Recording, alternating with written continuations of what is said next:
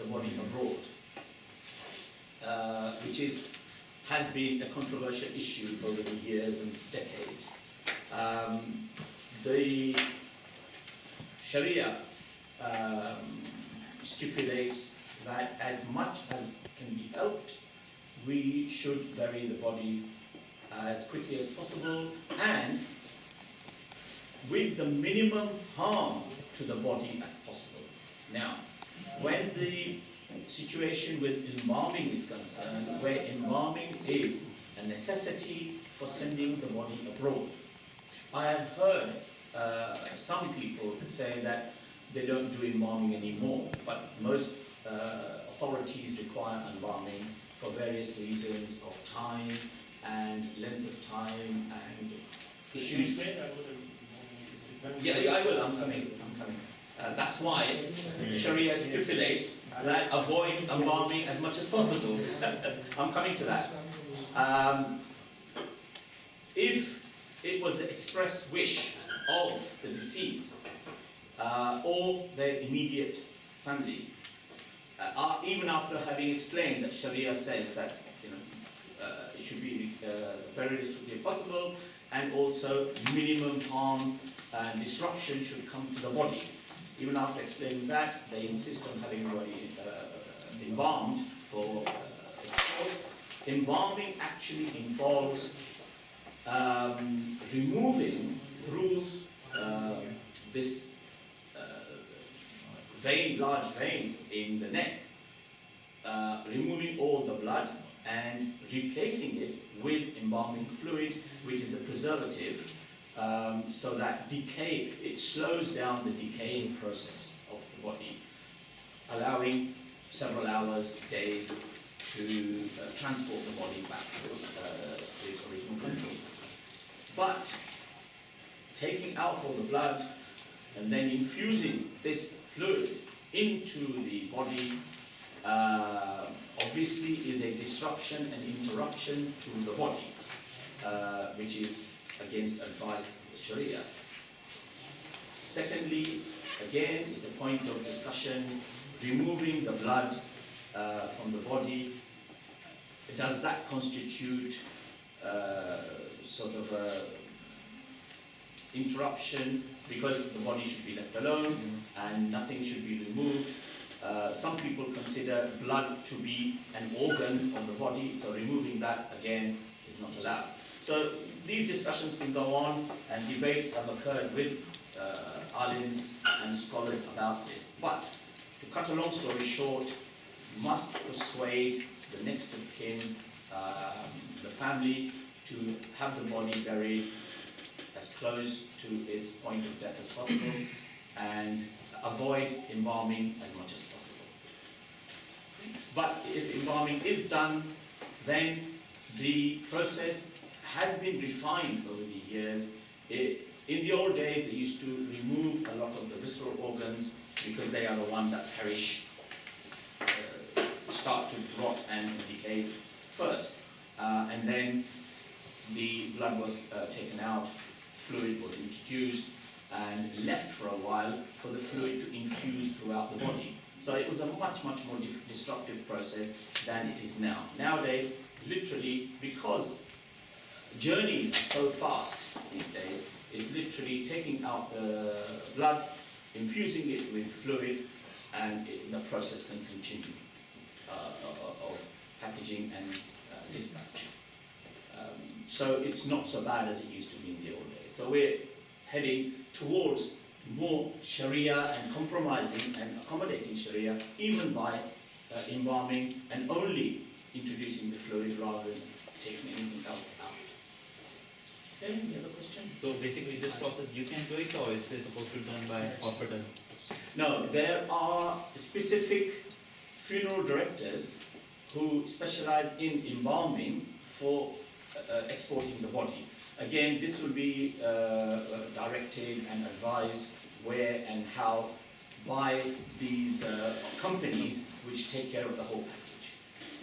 Why we don't get involved is these companies are already there, they've been doing it, they have refined the process so acutely and so good that for us to get involved is another learning process, not just for us, but it may hinder and delay the process in our learning process. What's your time as well? Sorry, Just maybe one last question, and then we'll be around. So just comment. two questions. If I may, sorry, Ali.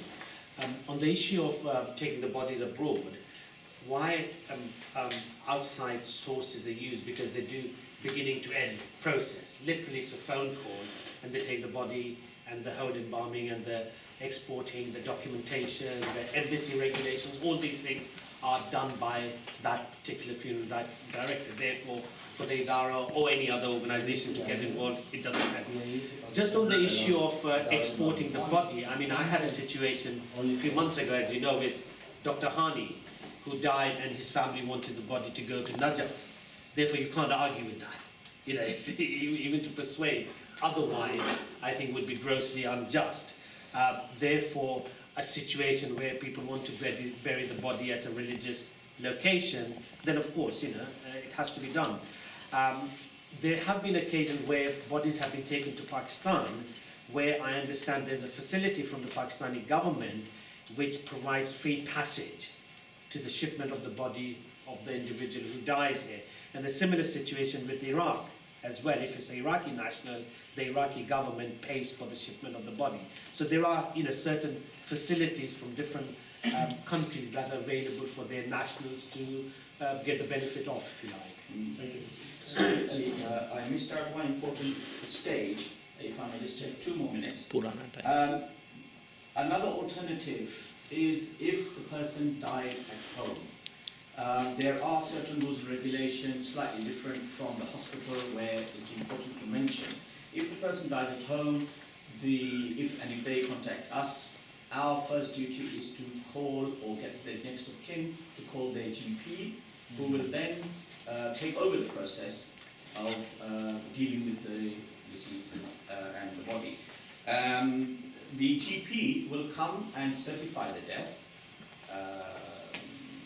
and then ask various questions, and he may or may not issue a cause of death, which I'll come to in a second, or he will call the coroner's office, because the majority of the deaths that occur at home need to be explained officially, and the coroner, the GP will involve the coroner's office, who will then take over the process.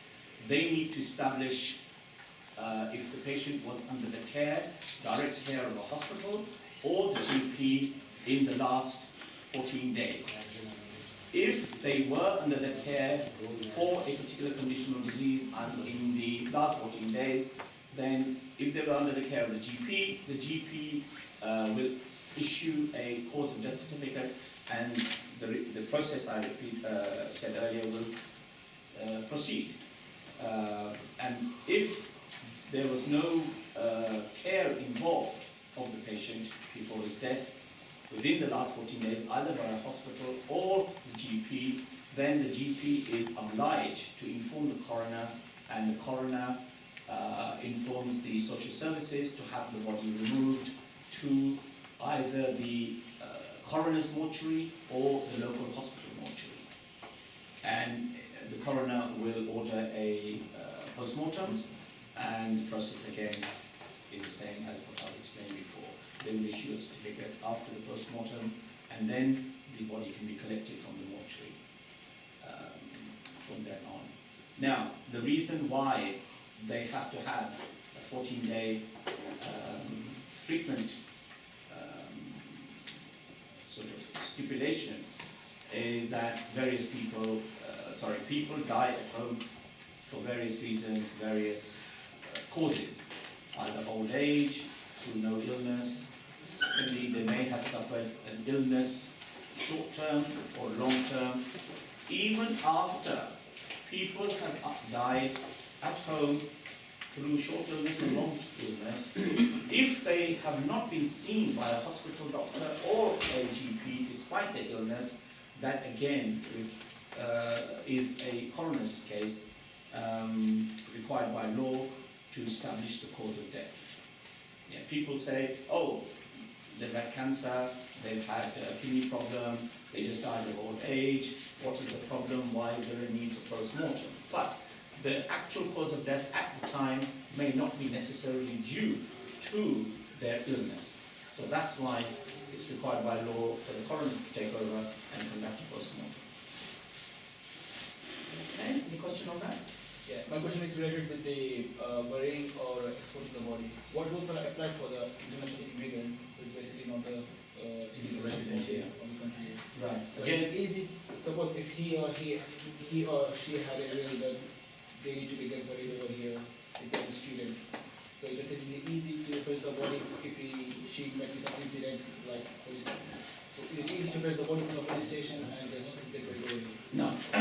If the person who has died was a non-resident for various reasons, student, working here on a permit, etc., who had a temporary stay there, and for some unfortunate reason he died, either accident, illness, whatever, then again the whole process of the coroner's office is involved, and if he dies with an accident, either on the road or anywhere else, then he has to instigate an inquest, and he will have a post-mortem conducted, and upon his findings, he will either release the body after the post-mortem, pending the final inquest, or he will hang on to the body because he's not satisfied with the cause of death. But if the body is to be exported, he will not release the body until the whole inquest is completed. Because along the inquest route, which is like a court case, they may need to inspect the body from time to time for various pathological and forensic reasons. Suppose the deceased is alone here and nobody knows him or her except his or her friends. So whose responsibility is it to export them?